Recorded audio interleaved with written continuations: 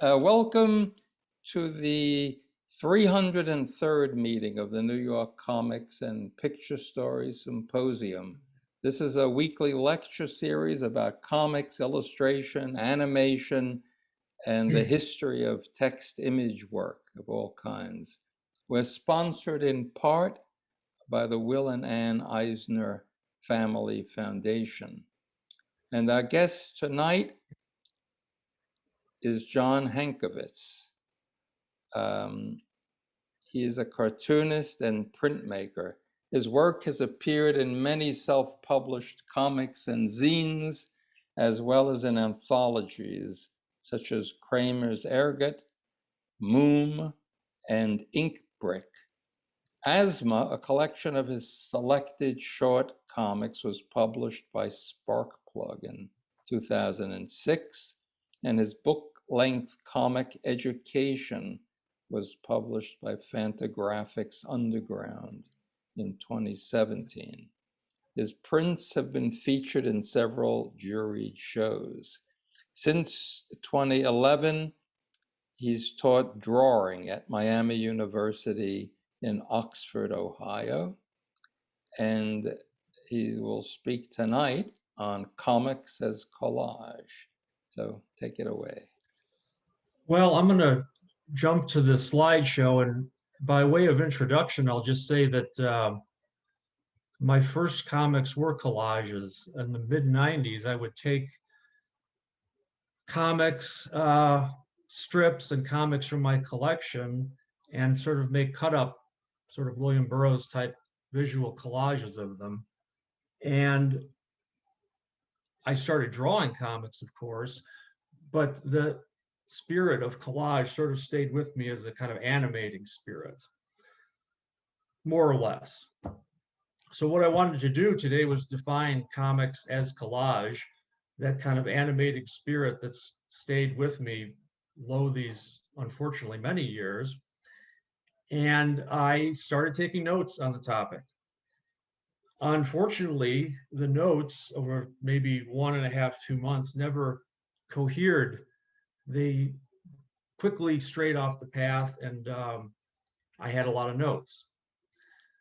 It came to me maybe 2 weeks ago that what I had, this sort of scattershot result of my preparation, was the final result, just because these scattershot notes sort of fit the theme of collage, which can be very scattershot. So I'm going to present some ideas in no particular order and intersperse them with images from my work. So if I can start the, and again, I've told Ben that I'm, less than a rookie at this. So I'm going to be very halting at the beginning here, trying to, from current slide, there we go.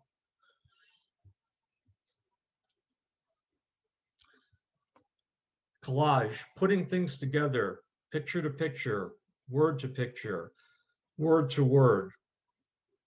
It is only a convention to put things together chronologically or logically. Collage is inspirational rather than academic notion, a watchword among cartoonists who find themselves at a loss. Collecting, as a reader collecting comics, as a cartoonist collecting panels. Planning a comic is collecting panels yet to be drawn. Rehabilitate the word juvenile as a state of being equally engrossed in everything. A million boxes with separate ravenous appetites for imagery. Comics as a juvenile form.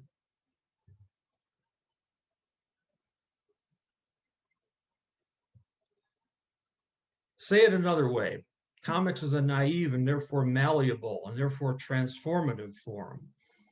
No syntax to panels except the sentimental rules governing human attention. The mature cartoonist is collaged together with a juvenile self, a self who delights in unregulated connections.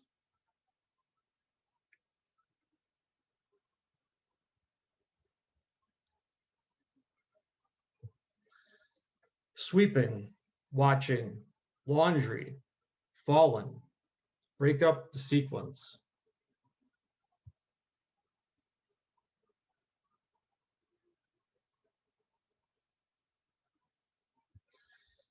Naive and sophisticated are two sides of the same coin.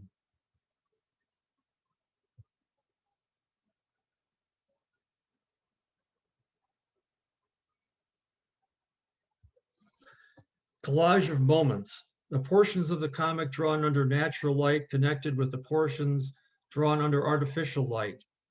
Panels drawn in health connected with panels drawn in sickness. Moments sewn into a single momentous event. Time erased.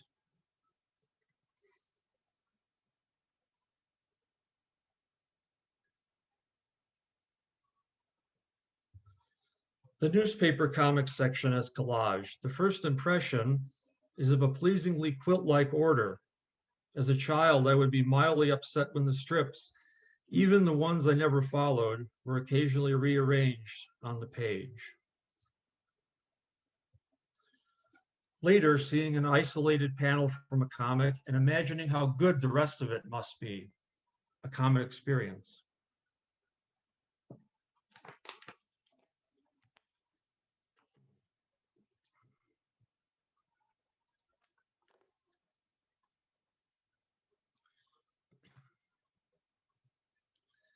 Placement, subsumed sequence. Childhood impression, black and white comics inviting color.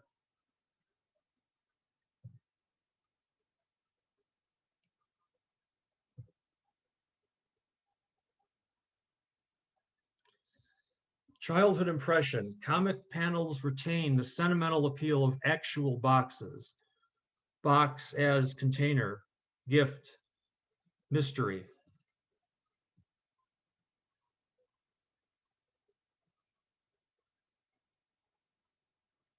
You picture a week, a row of boxes. You picture a month, a grid of boxes.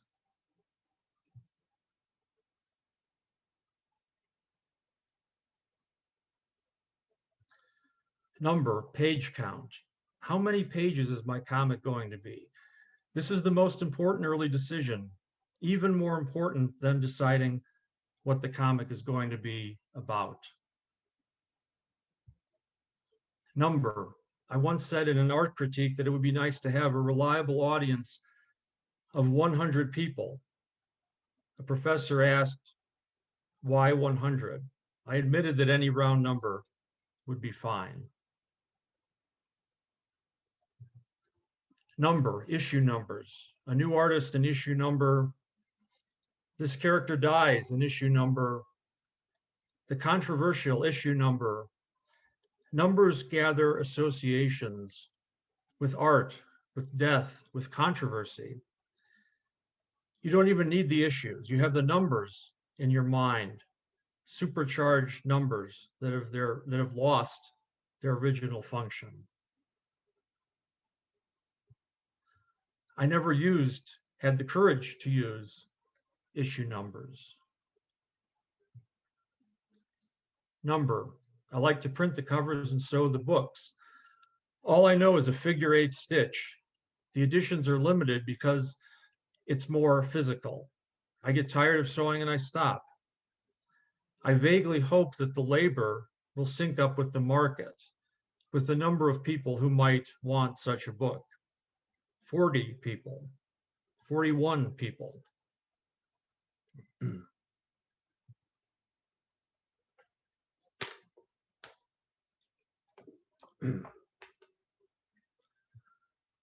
Number, 4 panels per page, 4 equally sized panels, 2x2 arrangement, corners meeting in the center of the page. The most static arrangement, also the most democratic. You can see everything at once. You have to make the decision to see it as a sequence, as a particular sequence.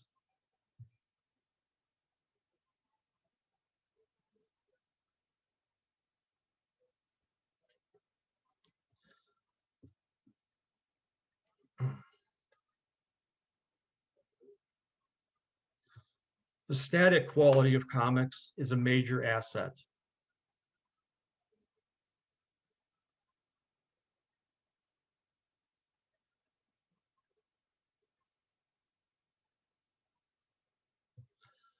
The tidiness of panels, they set the stage for productive ambiguity. Artists who are strong personalities but different in each major work, reassembling their personalities. In cartooning, don't try to create any impression about yourself. A collage aesthetic implies a certain distance, or better, detachment.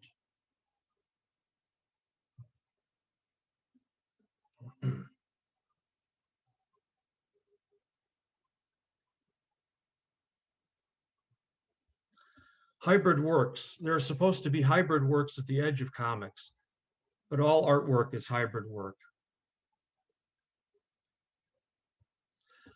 I most often proceed by penciling and inking one panel at a time. I never pencil a whole page. I need to see each finished panel before I start the next one. But then I want the finished effect to be that everything is happening at once.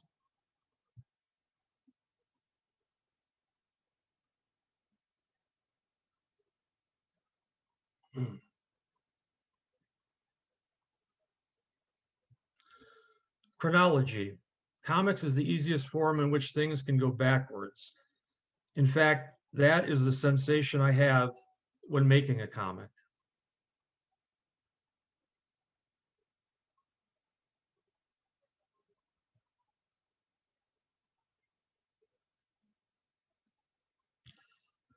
I always need a setting, not a place, but the thing that connects different places.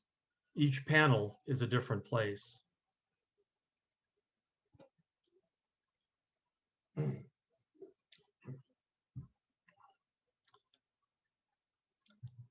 same character in two panels or two different characters? How can you tell?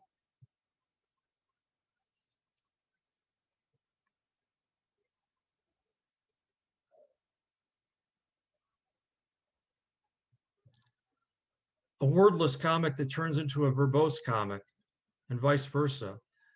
The idea that the comic could change radically at any juncture, or the comic stops, but also continues in some other medium such as prose, film, music, photography, etc. Or it continues in real life. Difficult for me to get groups of characters or things into a comic, people in line, cars in traffic, etc. But of course, if you can't draw it or don't want to, you can write it into a comic. You can refer to anything. Difficult for me to draw people talking, their expressions while speaking. Easier to draw people reacting or just listening, speech balloons emerging from off panel.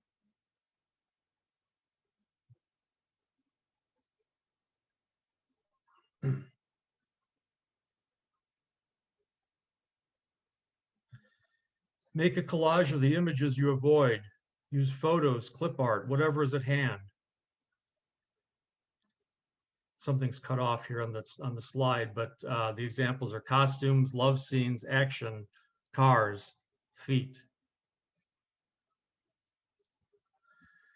The space of the panel, the world of the comic, off-panel space, our world. Off-panel space changes, the world of the comic changes. The ruled border is childlike, charming. The unruled border or vignetted or floating image betrays too much sophistication.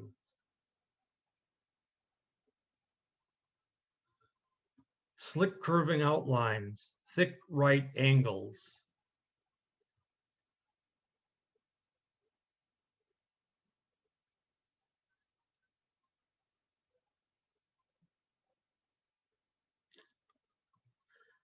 You get tired of drawing a comic and the reader senses your fatigue, but appreciates that you persevered. That's what you imagine. You do a comic over a number of years and you grow old, and the reader senses this. Conversely, you die. Someone else takes over the comic, and the reader is unaware that you are gone.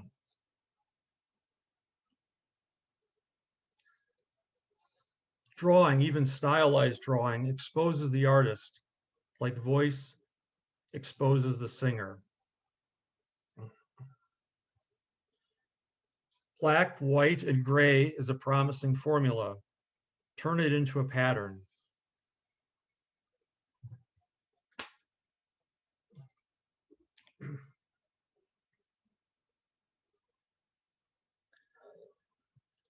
A figure moves from A to B. This may say nothing about the figure, but something about A and B.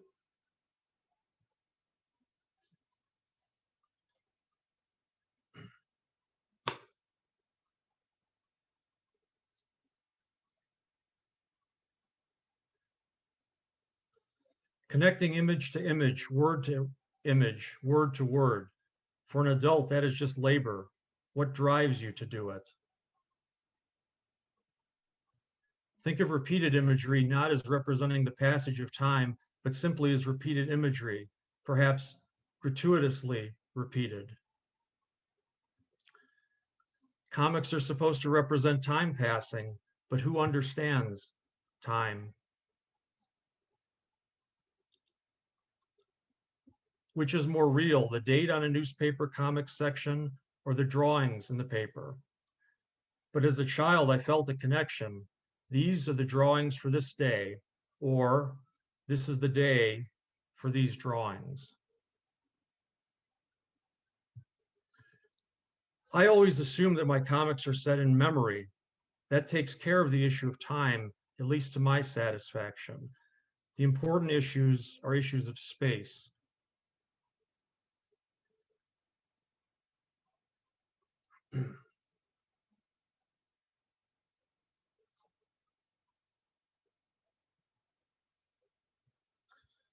Make a biography without drawing the subject, or a comic with many characters, few of whom are seen. The drawing doesn't have to be consistent, it should be insistent. Comics is a concentrated form.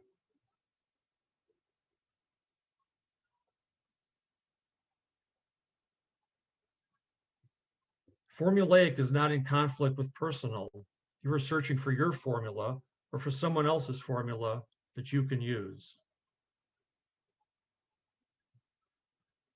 Naive is a formula. Experimental is a formula. Critique. The drawings don't match the text, or the drawings don't flow together. Reply, until now. Panels don't need to flow, but everything does flow according to its particular formula. Any order in comics has authority, momentum.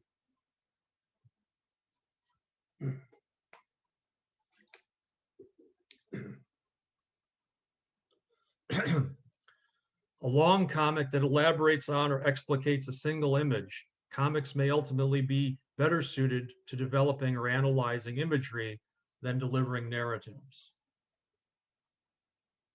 Chronology. One image remembers all the preceding images and all the ones to come. Each panel is eloquent. Treat each panel as if it were the only panel.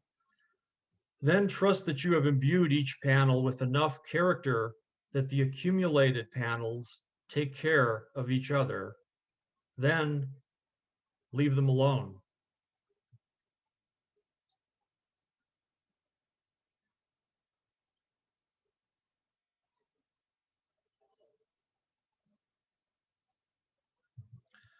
On the other hand, each panel is inevitably a fragment. Comics are texts in which the fragments declare themselves. The quintessence of comics is fragmentation. In an essay titled Fragmentary or Unfinished, Lydia Davis writes, a more general definition, what I finally see when I think of the fragment, old or new, is a text that works with silence, ellipsis, abbreviation. And the quote is cut off a little bit, but she says that the fragmentary text has the effect of a complete experience. She also refers to parataxis, two or more statements, perhaps fragments, whose connection is felt without logical subordination. From Wikipedia's example, and God said, "Let there be light," and there was light.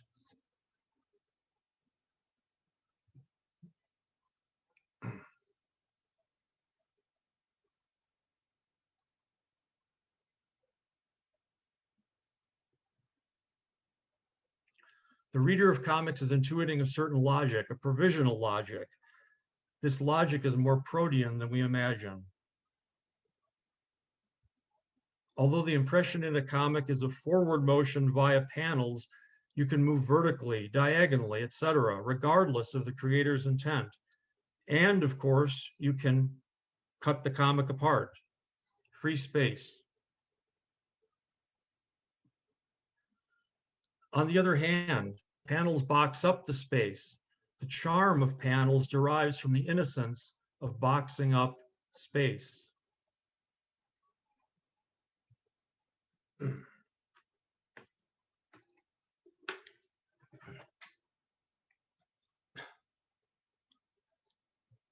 Panels, sentimental associations, boxes in the store, boxes under the tree, boxes of comics.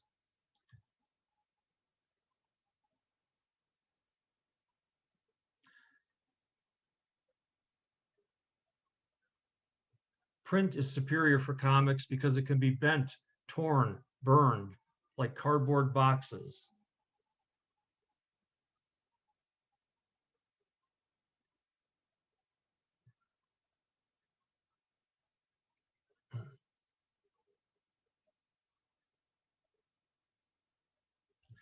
Boxes, looking down at the square sections of a sidewalk.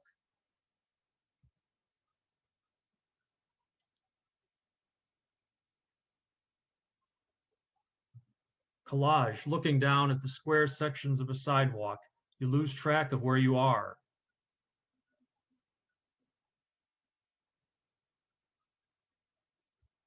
Four windows, one is shattered, one is intact but strangely clouded. One has a slight crack. One has a cardboard sign propped up in the lower right-hand corner. What is the proper sequence of these four windows? Number. If a face appears, the four windows become one.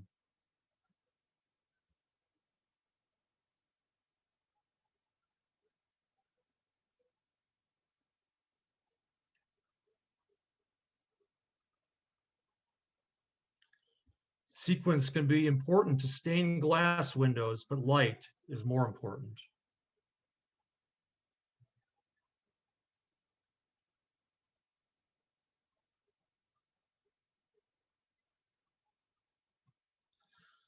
Sometimes you are going on momentum. Collage disrupts this for good or ill. You lose track of where you are. Sometimes you're at a dead end. Collage is an avenue or a window or a newly broken window. Suddenly you have momentum. You lose track of where you are.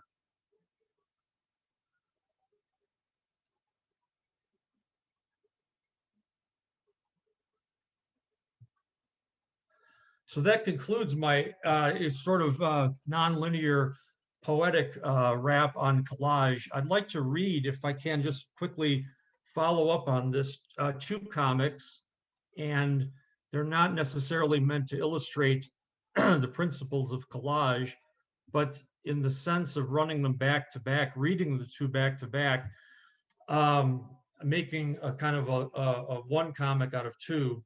I think in that sort of sense of enjambment, these two comics will form a kind of collage. And one is about the Dutch painter Peter de Hoop, the contemporary of Vermeer, and the second is about the Polish-American sculptor Ellie Nadelman, I'm sorry, who worked pretty much, I would say, from the aughts to the 40s.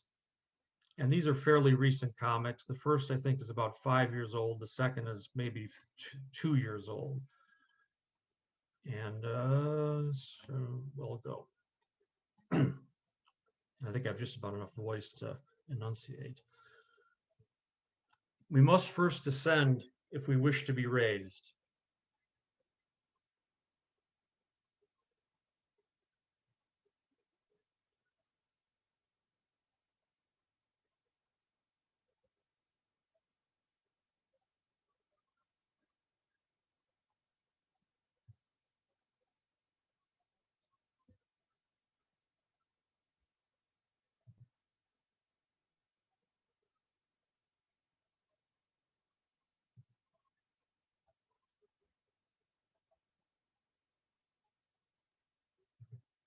Oh, slowness, right? Sorry.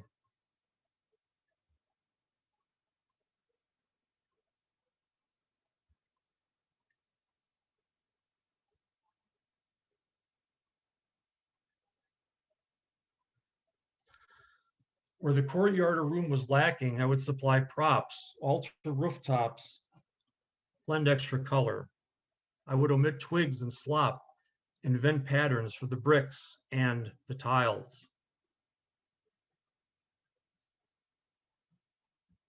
When I finished, I would have a setting, then the figures. If the figures lacked the life of the setting, the life I gave to the setting, they borrowed enough to live. If in the later work I used mannequins to model the figures, hadn't the mannequins been taken from life? They were good and expensive.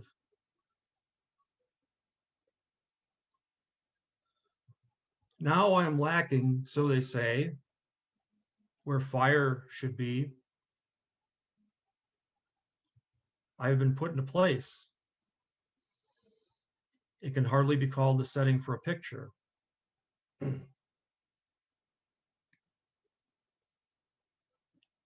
No fire to be found in this setting, no fire, no marble, no mirror.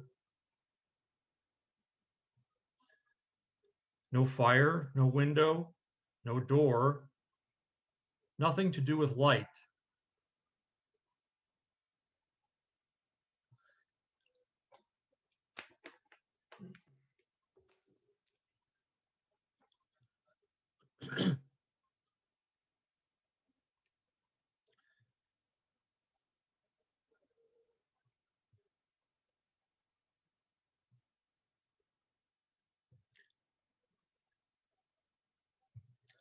The women who surround me, who cut my hair, who carry bread, whisper in my ear,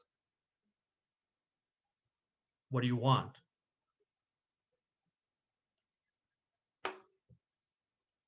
1944.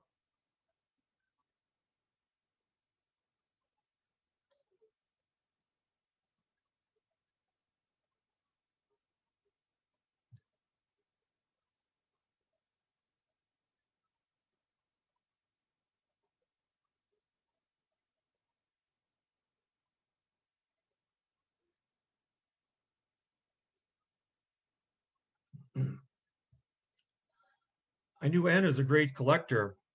Of course, he had been a great sculptor.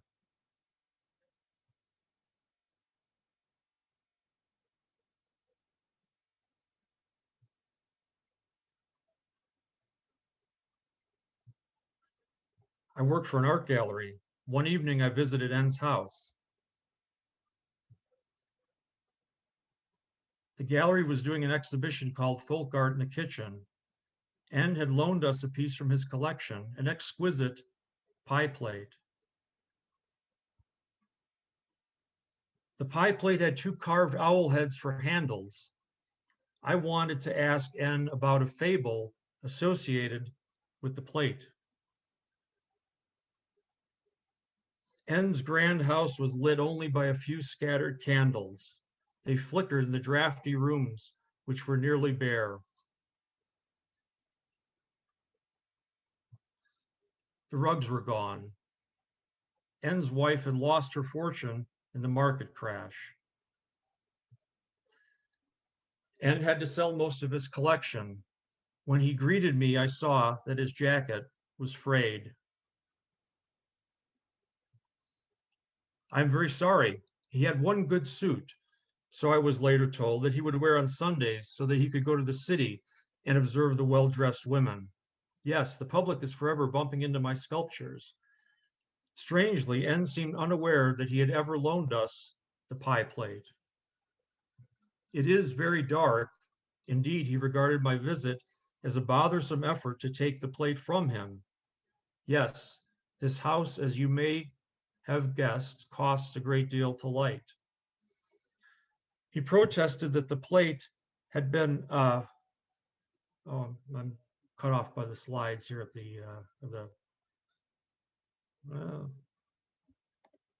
oops.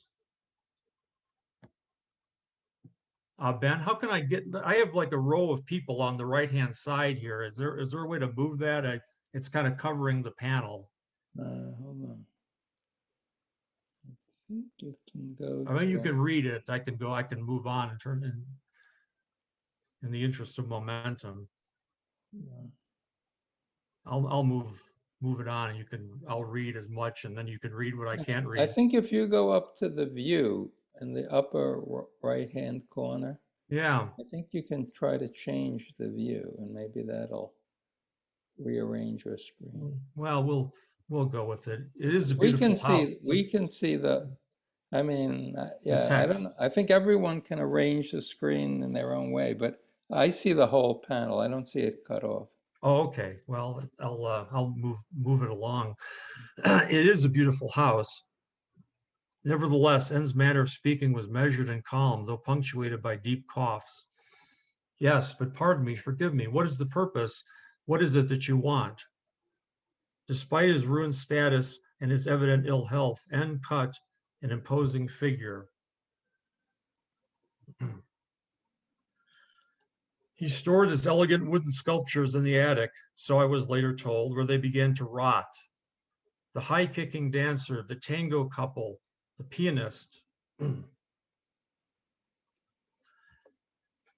teach sculpture at the Veterans Hospital. Yes, but pardon me, forgive me, what is the purpose? What is it that you want? When I was later told about the sculptures in the attic, I instantly recalled the smell of sodden wood. But that may have been a false memory. Despite his ruined status and his evident ill health, N cut an imposing figure. Where had I seen him before?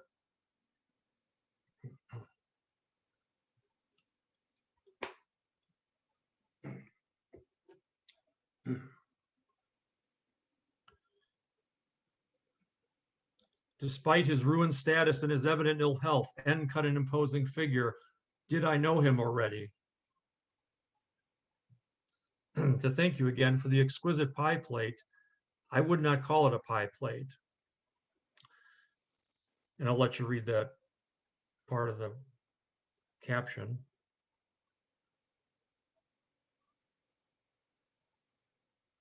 It's a little cut off for me. The owl heads on the pie plate possibly derive from a fable. Do you know? I would say tray and leave it at that, and leave out exquisite. There is a fable. Yes, there is a fable. Two owls stare at each other, sitting in two trees that are separated by a small, dark pond. You must picture the desolation of the scene. The owls stare at each other because there are no other living creatures in sight. I appreciated the pie plate's charm. They stare so intently that they are utterly absorbed, so to speak, in each other's gaze. How could I not? Who knows how long they have been there? I received rigorous training, but it has been long enough. Long enough that if one of the owls begins to think himself a crow, the other owl will think himself a crow. Yet in all candor, I was more enchanted by the fable associated with the pie plate than by the plate itself. And if one of the crows should think himself a squirrel, the other crow will think himself a squirrel. And if one of the squirrels should think himself a man, Ann and I stood on the front porch. In the end, the two trees stare at one another across a small, dark pond.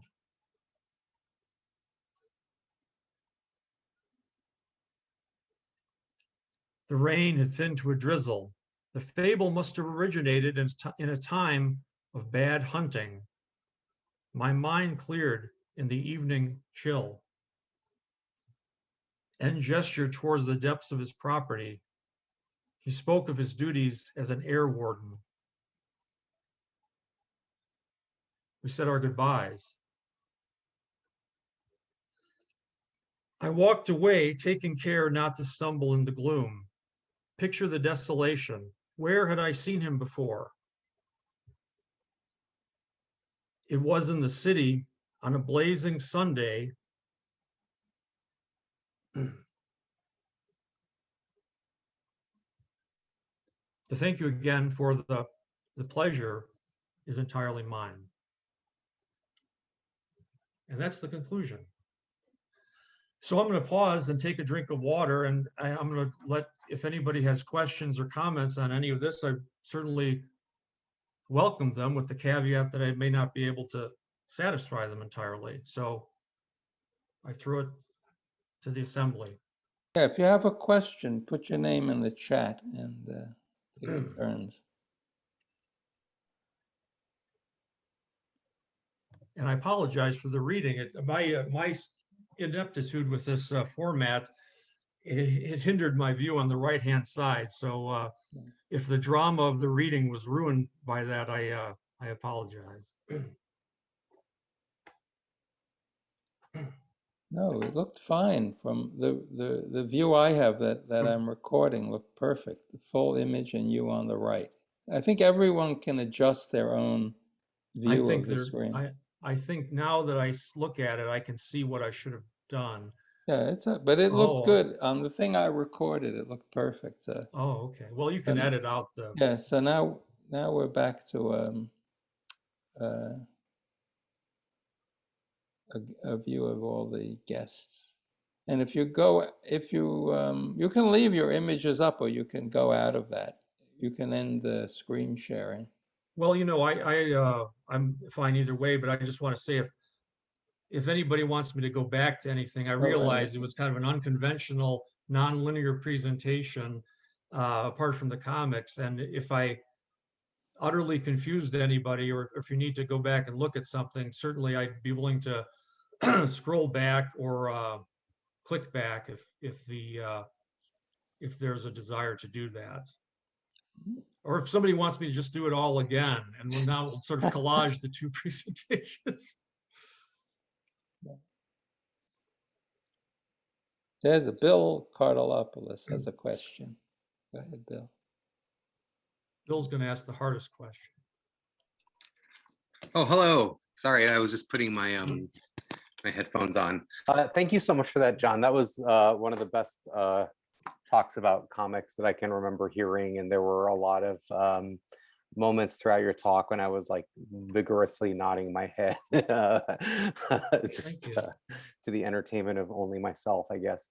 But no, there were so many things I could ask you about. One thing I really wanted to, there are a couple of points that I really love that you made. One was, you know, that notion about how, you know, people talk about how there are works that are kind of like hybrids between art and other forms. You know, certainly I know that like I've paid a lot of attention to things that are, you know, maybe, you know, things that we find within the art world that also seem like comics that suggest possibilities. But at the same time, you also make that point that like every type of work is a hybrid work. And certainly comics are already a hybrid work, but I also liked that notion that, you know, when we think about this idea of hybrid works, that also, you know, connotes this other idea that there are some works that are non-hybrid works, and therefore, I don't know what, like pure works, you know, Right, versus right. Pure comics. impure works, you know, painting is pure and comics is a hybrid, and then painting that functions like comics is some sort of weird double hybrid mutant or something like that, you know. And it also made me think as well of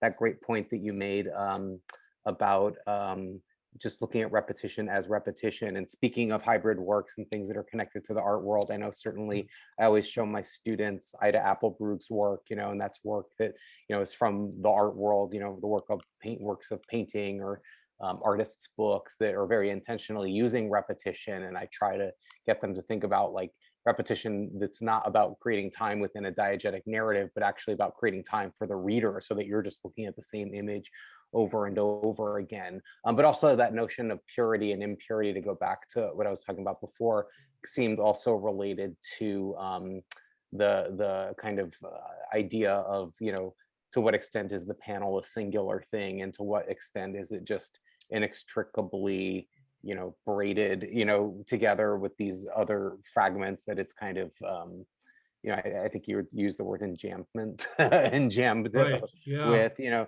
But anyway, sorry, I don't know if this is No, actually resolving into a question, but no, it's a great observation. yeah, maybe if you could talk a little bit about that notion of maybe questioning, like, you know, what's a pure thing or what's a singular thing, both in terms of either art forms or single panels, or if there's a relationship there that you see. Yeah, I think, I don't know. I mean, I guess everybody these days in this postmodern world is against purity. And I'm certainly against it if it excludes things from the canon.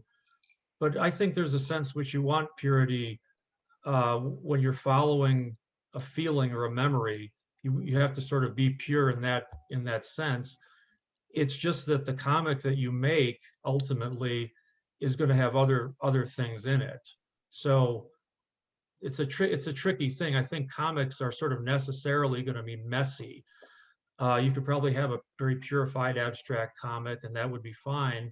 But at least in my case, I find myself going down several avenues that I didn't think I would go down, just because of the nature of drawing and the nature of this sort of fragmented presentation, um, where I could almost change the order of things just slightly, and the feeling would be different.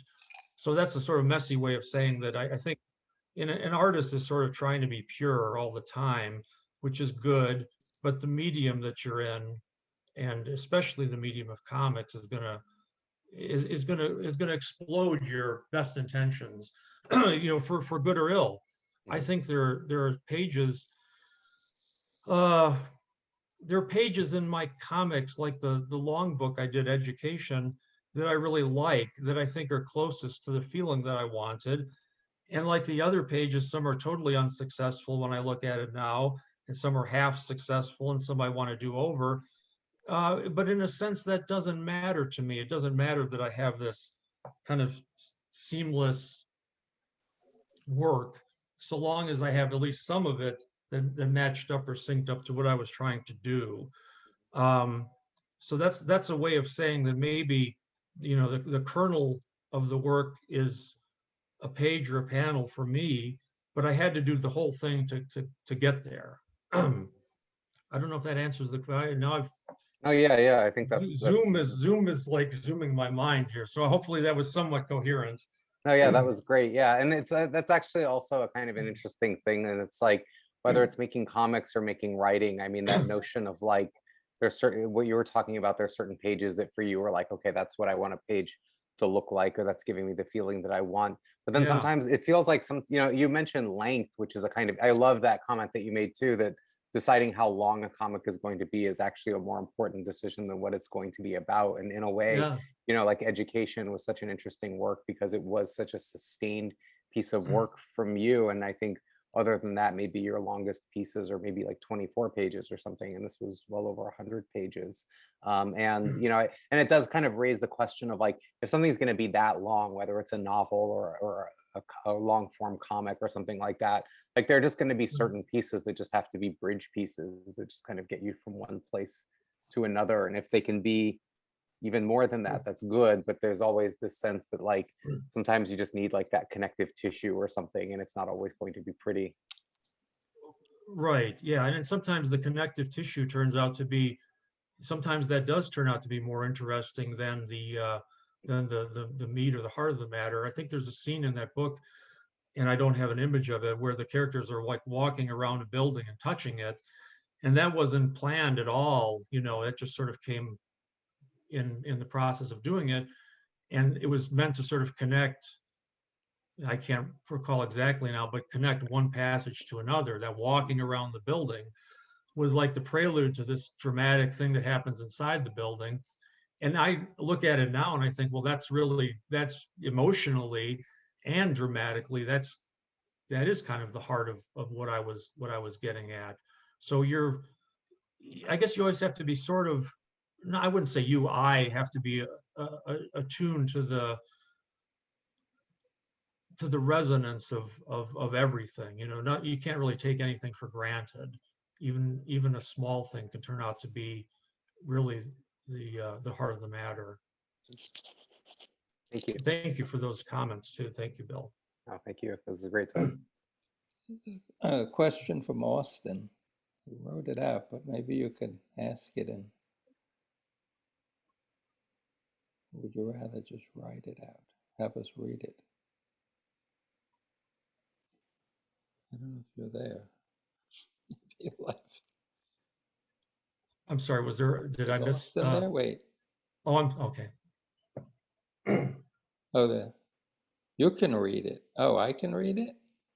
Well, you can see it in the chat, can you, John? You know, I probably can, but Oh, you don't see it. Okay. You if talked you want about your comics as being based in memory and about making comics as going back in time. I'm probably misquoting a bit. Does this have anything to do with the process of working on something where you'll have an idea for a story that will take much longer to carry out in drawing than the process of forming the idea, or at least the process of the idea starting to drive you to draw, having a different relationship to time than the drawing itself? Yeah, I think that's true for even for short things. Even a one-page comic, you know, takes a certain amount of time to draw, and you do have to go back. You have to kind of go back to the person you were, in a sense, the person you were that got excited about doing this in the first place, and then doubly so because the event may have occurred in the past, and you have to sort of project yourself into the past.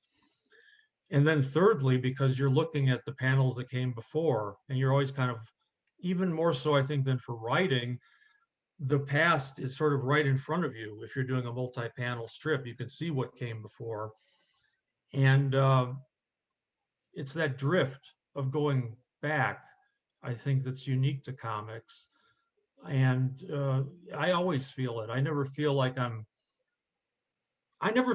charging ahead to the conclusion. I always feel I'm looking back much more than I'm looking forward. And the most forward looking I am is maybe at the blank box next to me or next to the one I'm doing. But most of the psychology of it for me is this wave or this drift from the past sort of carrying me along. And I'm feeling the momentum at my back, but not necessarily like scanning the horizon for what's in front of me. So yes, Austin, all of what you said is a better way than I just said it. But that's the feeling that I get. Question from Michael. Do you want to? Oh, well, I think he kind of answered it. I was hoping he would expand more on the whole memory thing. But I also was wondering, could you talk a bit more about, you mentioned the naive favorably, and I was wondering if you could talk a bit more about the relationship between that and collage, like comics as collage. I think naive is another one of those words that like pure, that we've worked very hard to banish from critical discourse, and probably for good reason. But for me, when I go back to, liking comics for the first time as a child, or not liking comics, but really being struck by comics, it was there was no real reason to it. Just opening up the comics page and not even reading it. There's no logic to it. I would go from one panel in one strip to another panel in another strip and enjoy it, just as much as I think I enjoy reading a comic strip in a linear traditional way. So I guess when I say naive, it's that sense of, and I tried to put it in the phrase unregulated connections, emotional, aesthetic, whatever connections that carry you through something. You might look at a painting of a certain historical scene, but your eye drifts up to the upper right hand corner and you get lost in some drapery that was painted there, and you think of other things. That's what a work of art can do. It takes you sort of outside of the linear mind, so to speak, and puts you in a different space. And I think that space is there from the beginning. I'm not a psychiatrist or psychologist, rather, but I do think that we're the mind, not to sound too crazy, but the mind can travel in a lot of different ways. And schooling sort of funnels us into moving the mind from A to B to C. And not naive for me, when I use that word, is just a way of disrupting linear thinking and kind of going into more of like a free-flowing, free associative space. Thank you for the question. It was a good question. Thank you for this talk. And so would you say comics are particularly well suited to breaking out of that kind of mindset because of the possibilities of collage and like the progression of panels, pages? I think juxtaposition was maybe the word that I should have included in the talk. Maybe even more so than progression. And I'm trying to think. I wish I had maybe if I could think back to the comics I just read. I'm sure there was an example of that somewhere. But you're seeing when you open up a comic book, the first impression is not of story, and I don't even think the first impression is of direction. You're really seeing, your first impression is of like a grid, or at least a collection of images. And if you could sort of freeze your mind at that point, I think there's a lot to be learned just at that level, even before you start thinking of progression. So that's, and I feel like I have more to say, but I can't think of it right now. But anyway, it's just like that first impression of a comics page, maybe for a second or 2 seconds, is just this sort of like a plate dropped on a floor. You see a lot of fragments. And if you just sort of stopped right there and appreciated that, I think there's a lot to be gotten from that first impression. Interesting. Thank you very much. Thank you. Comment by Daniel. Oh yeah, hey John, I was just saying I loved your description of the Sunday Comics page as a quilt. That really resonated with me. Yeah. I had a quick question for you about education. I'm sitting here, I pulled out all my zines and books, but I'm sitting here looking at the self-published version of education and the Fantagraphics version. How do you think about those two works? I mean, they're very different objects, obviously. Do you think of them as separate works or strangely related works? Well, now I feel like I'm getting to the not the sour grapes, but the like pulling back the covers of the comic industry. I never received a copy of the Fantagraphics. They never sent one to me, so I don't know. But I guess authors are supposed to get copies. I never got one. So, that aside, for me, the Can you pick it up Fantagraphics and show it to edition. him? What's that? You said you have it there. You could show it to him. There it is. I know. I've looked online. I know it exists. Cool. Yeah, I'm glad to see that. if I'm a strict empiricist, I have to believe you. Right. But the Fantagraphics edition was just a way for me, and I'm grateful that they published it, because it's not a thing that's going to make money. I'm grateful that they do that line of underground comics. It was just a way for me to keep it in print, because I didn't have the funds to publish or print such a long work by myself. Mhm. My heart is with the one that I did. I did, I think, 50 copies, and I sewed them together, and it was kind of a laborious thing. But for me, that was like the work. And the other thing is very nicely designed. I'm sure once I get a copy, I'll appreciate it even more. But for me, that was just kind of to keep it alive, because I just didn't have the wherewithal, the means to sew 50 more books, and it just got too expensive. And one of these days I'll put them side by side. And I'll No, find no, out. they're from the What exterior. what do you think? I don't know. Well, yeah, I'm partial to the, to my lovely hand sewn edition. Well, I mean, you make prints, you understand. There's a feeling to, when you do a silk screen on one paper versus another paper, it's two different things. And when you have two different kinds of cover stock or different bindings, it's a different, not to be a fetishist about it, but it's a different work. Sure. It's such a great book that I'm happy to have it twice anyways. So. Oh, well, I thank you for buying it. I appreciate it. Good to see you again, Dan. I wanted to talk about basically every single thing from your collage lecture, but I'll just revisit the YouTube later and slow down and compose a. Is this going to be, are these all on YouTube? It's, if you'd like it to be, yeah, it can be. Probably. It could be an influencer. Or I'll just get you to send me your slide deck and I'll study them more. So, any other questions? Or so how do you feel about these kind of making comics into this very limited edition, and a thing you're talking about as art rather than the thing you saw as a kid in the Sunday comics, this entertainment thing, this or some kind of adjunct to journalism, the entertainment part of the newspaper. Well, that is true. I think there is a divide in terms of the media.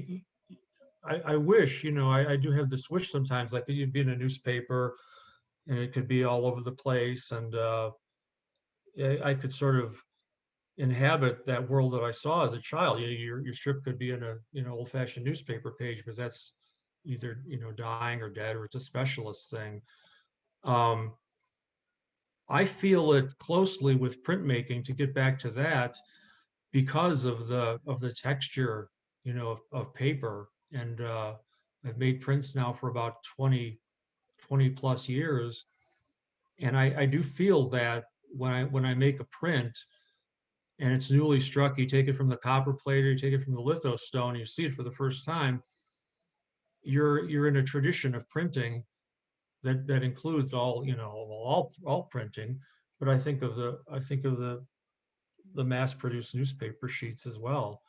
So even though the editions are limited and smaller, I feel like when I'm making them, I have a kind of emotional connection to the way I felt as a kid, when I read those, comic books at the store, or saw the comics in the newspaper.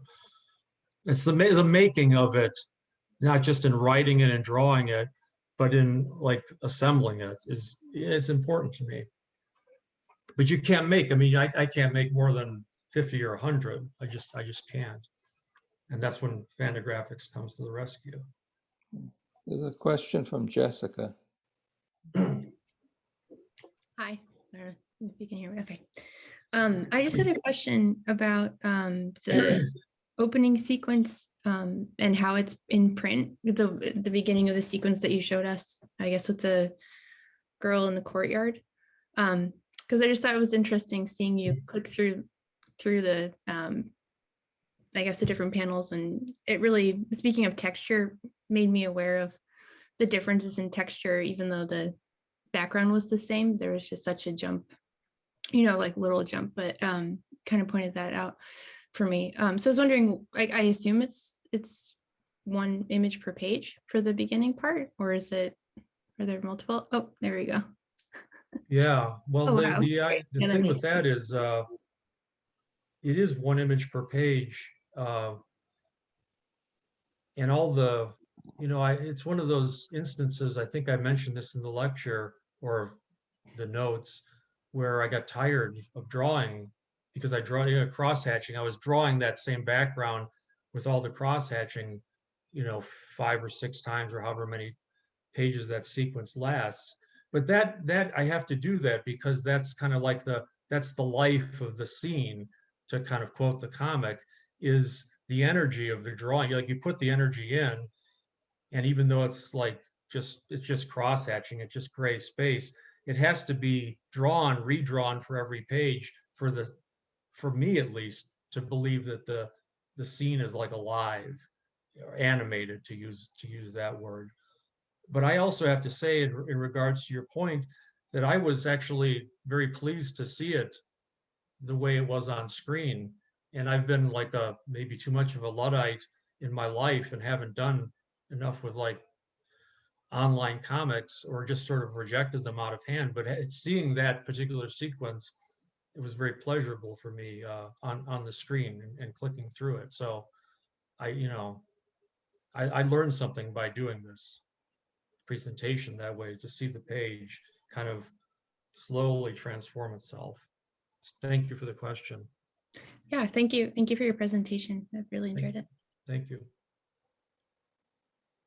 Anybody else? Do you specifically teach drawing, or does your school not have a place to teach comics?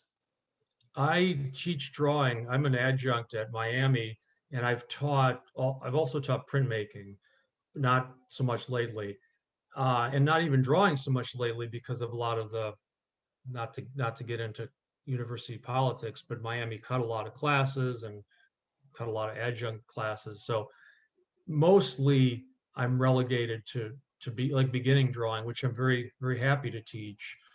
And I think years and years ago, I had an opportunity to teach a comics class, and I didn't feel like doing it. Not so much that I didn't want to do it, but I didn't know what it was supposed to be. And I think there's so many things you could do with comics that I'm not even sure, if I walked into a classroom, what the goal would be. But with drawing, it's a very, especially beginning drawing, it's a very concrete thing. You know, you've got line, you've got shape, you've got shadow, and you can teach those. They're teachable things. Not that the students are necessarily going to learn them or excel at them, but they're like things that I could teach. And I always, as a teacher, I always feel like I'm not a born teacher.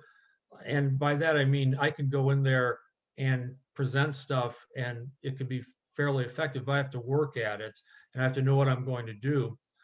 Unlike a born teacher who could maybe just walk into a class and just by his or her presence communicate by being there everything that the students need to know. I'm not like that. So I feel like it would take that kind of a teacher to teach a comics class, which can be so amorphous.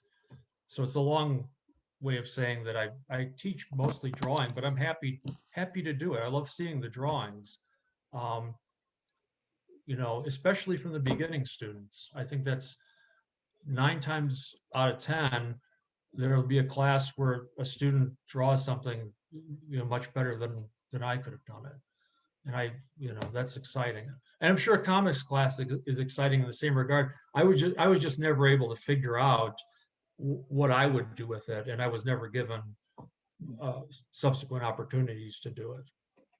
So Is that I know question? you teach it, and I know probably others here teach comics. Ivan Brunetti, I knew in Chicago, taught a very good comics class, and he had a you know, intricately worked out philosophy of it, and he made it into something that not only made sense to him, but I think the students as well. And you know, you could use his book, but then it wouldn't be my idea. So I don't know. Maybe someday. There's a question from Craig Fisher. Yes, thank you so much for the presentation, John. Thank you. I wanted to ask a question. I have to say that I found all the notes, as you call them, or I'll call them aphorisms, to be really stimulating. And like everyone else, I want to sort of read over them and ponder them for a while.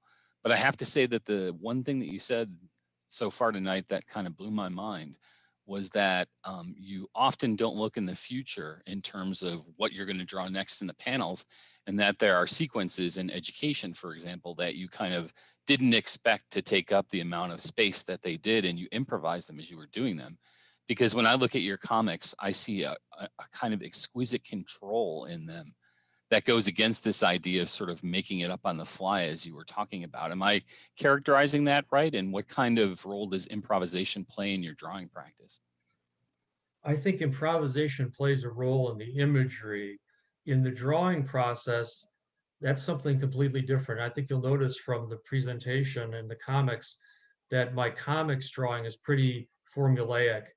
And I'm happy with that. I've limited to black, white, and gray, and the gray is cross-hatched, and there's usually no modeling on the figures. There happens to be one on this figure here, but that's a rarity.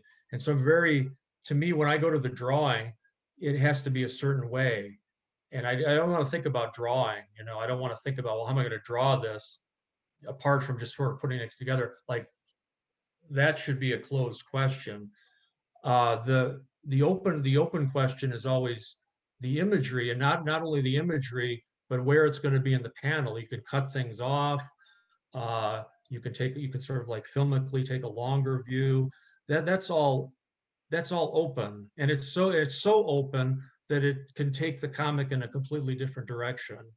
So cropping, sequence, repetition, variation, all that stuff, I feel like should always be open.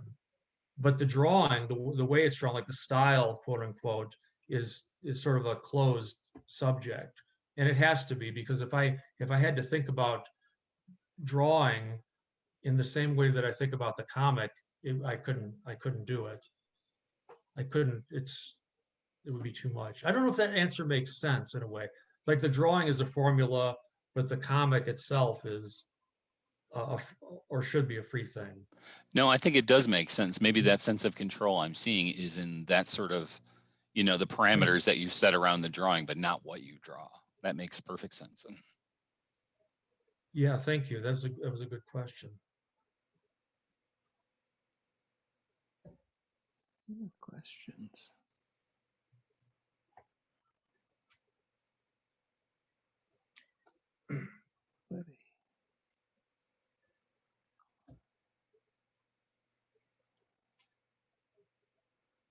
Okay.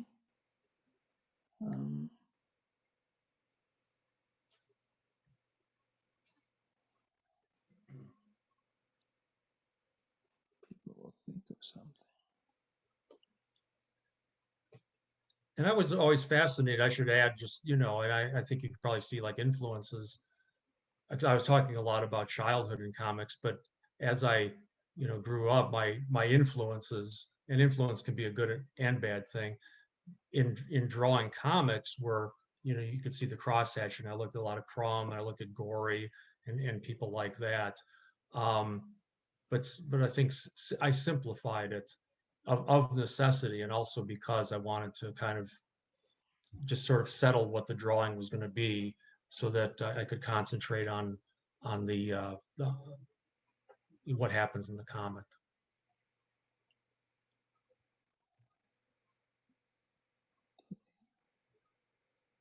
Okay. Thank you. That was really great.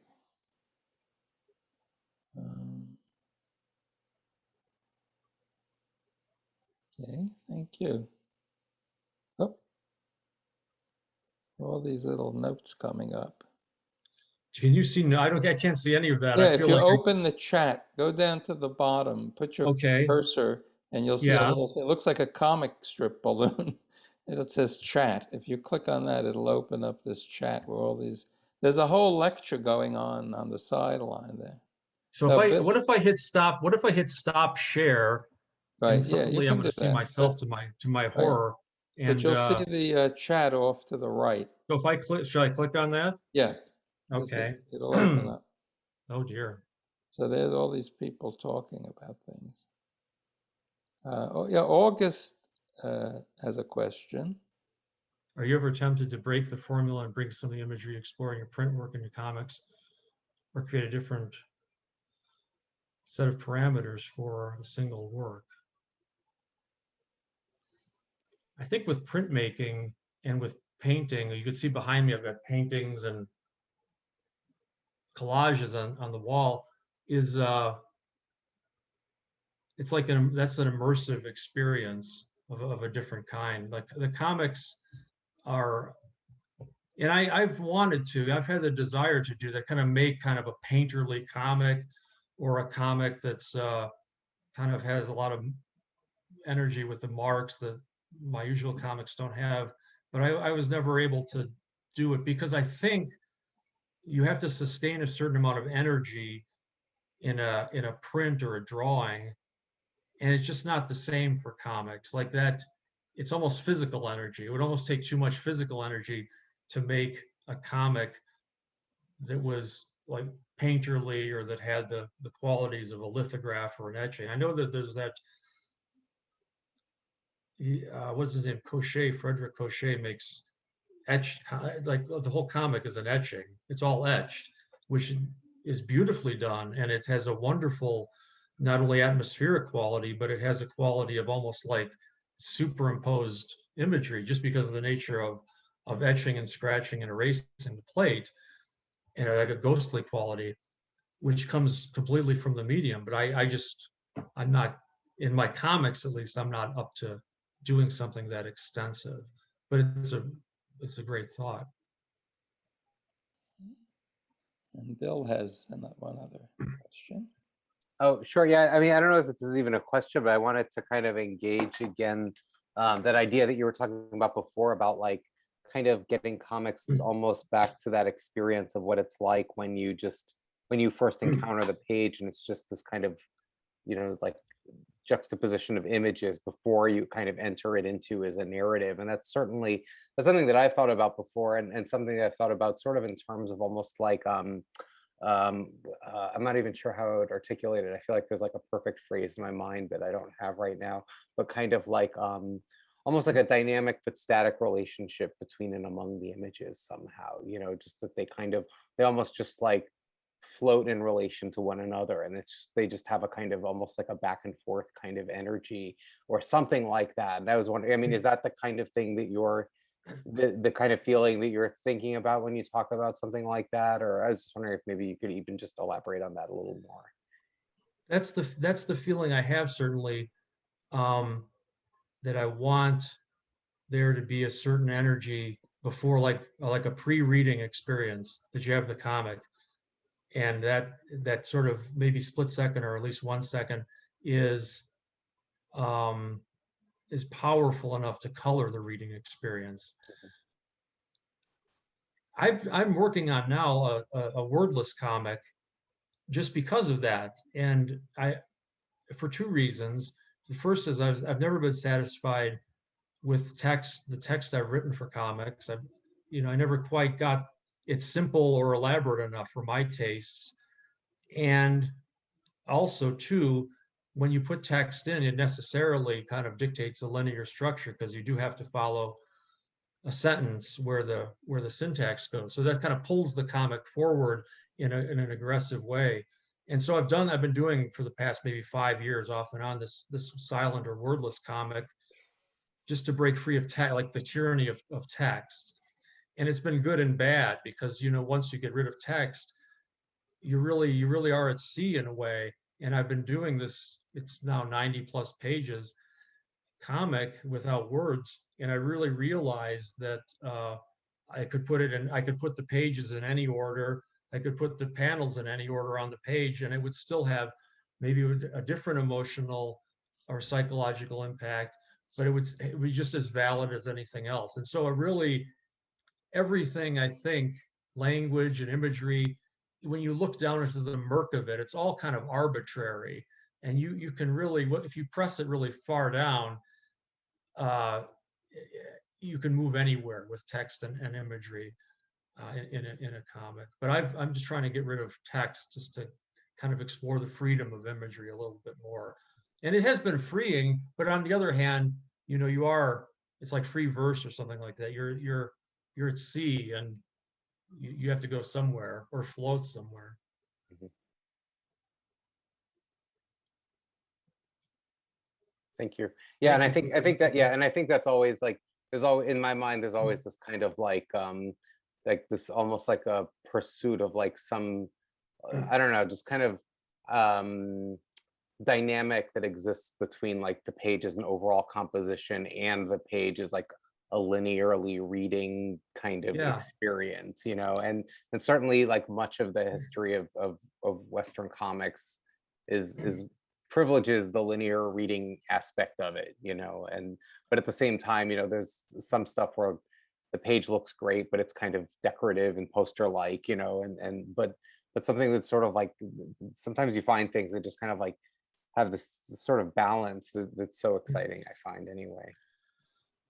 Yeah, for me, I'm not as great or as good a historian of comics as I should be, but I know, you know, I try to follow, or I try to sort of look at the supposedly like the great artists of mainstream comics and underground, all that stuff.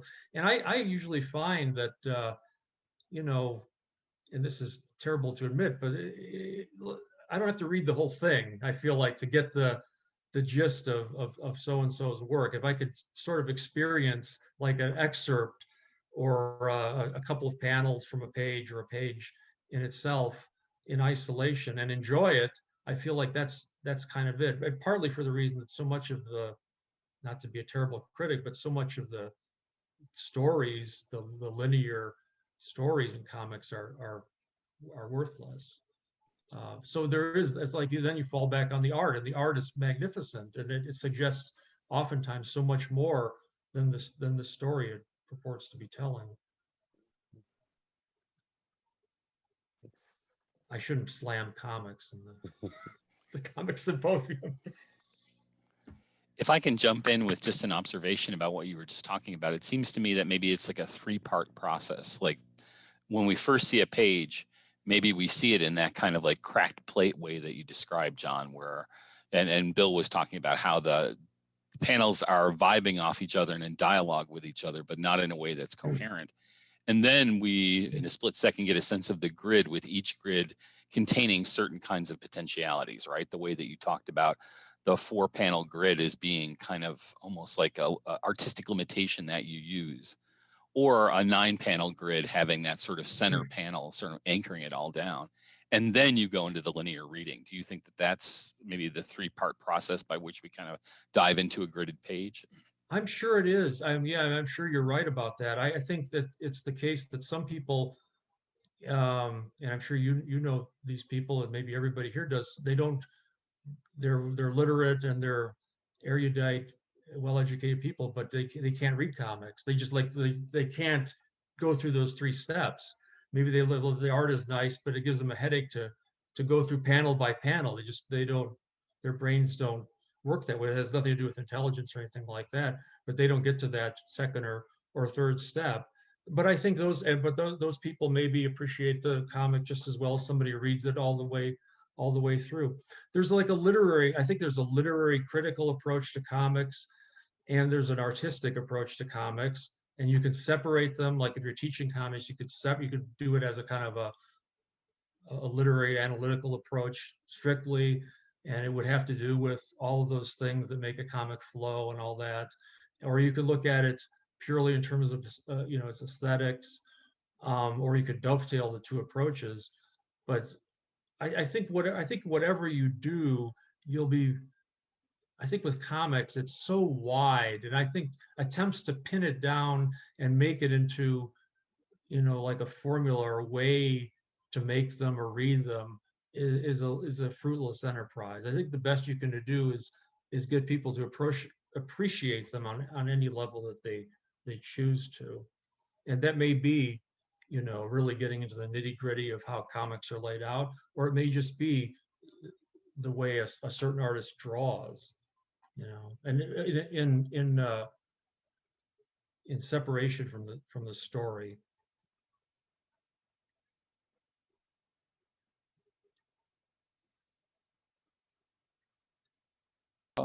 Bob?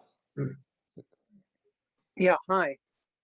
Hi, thanks. Hi. John, this was great. I really enjoyed it. And I hadn't read that many of your comics, so I'm looking forward to reading more. I just had two short comments. You should really have Fantagraphics send you a copy of your book.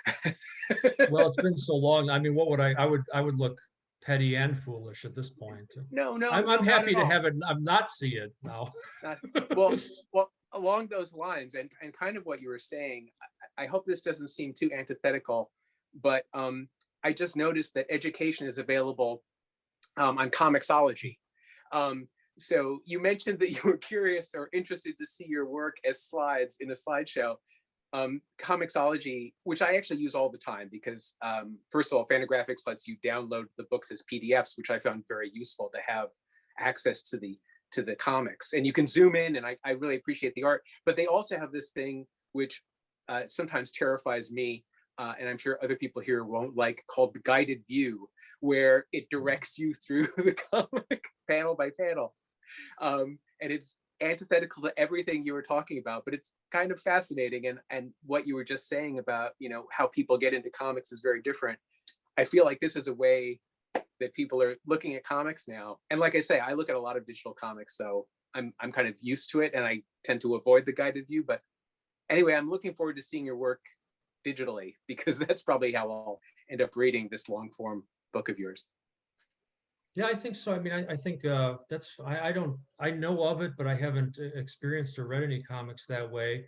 I think that's fine. I mean, I think any way that people read or experience a comic is great. And I'm sure that you know, you could have a program that maybe takes a comic and puts it out of order, or maybe speeds up the pace. So there's a lot of things you could do with, you know, cutting up the comic and showing it. You get towards motion pictures at that point, of course, but you know, so what? That's it could be somewhere between comics and movies, and I think all that is fine. For me, as a reader, I like paper, and I like, as a printmaker, I like paper, but that's, you know, that's one way to do it. That's not the only way. But I will check out Comixology. Thank you for the comment. You're welcome. Thank you. Thank you, everybody, for being here. And thank you, John, for the great talk. Great reading. And we'll see you next week. Next week is Ryan Holmberg, who's a historian and translator of Japanese comics. And it should be another interesting talk. Well, I'd like to thank you, Ben, for My inviting me to pleasure. do this. Thank you very much. I appreciate your invitation, and I had some trepidation about doing it, but I think it, you know, it turned out, I learned something in doing it, and I really appreciate everybody's comments and questions and attendance. So thank all of you. Thank you. Now we all go back to our little boxes here. Yes, indeed. Take care. Take care, care. John. Yeah. Bye-bye. Bye-bye.